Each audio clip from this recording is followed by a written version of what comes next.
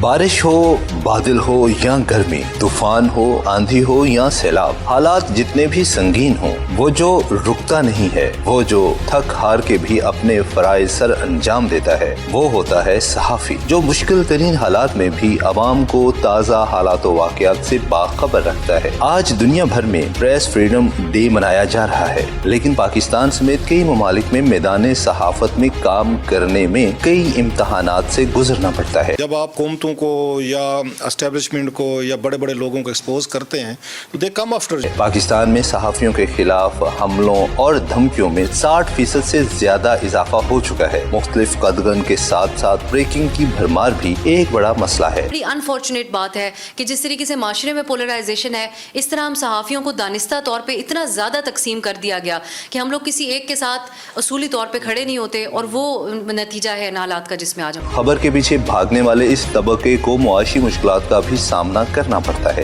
کسی بھی شخص کو بغیر ٹریننگ کے اور مناسب اکوپمنٹ کے اگر آپ میدان میں اتاریں گے، چاہے وہ صحافی ہو، چاہے وہ فوجی ہو، چاہے پولیس والا ہو، وہ آپ اس کے ساتھ زیادتی کر رہے ہیں۔ تو یہاں پہ یہ بھی ہے کہ ہیومن ریسورسز کے اندر انویسٹ نہیں کیا۔ اس کے علاوہ بھی بہت سے امتحانات اور بھی ہیں، مگر جو ان تمام امتحانوں میں پاس ہوتا ہے وہی کہلاتا ہے اصل۔ کیمرہ مین کاشف نذیر کے ساتھ محمد آصف، INA نیوز۔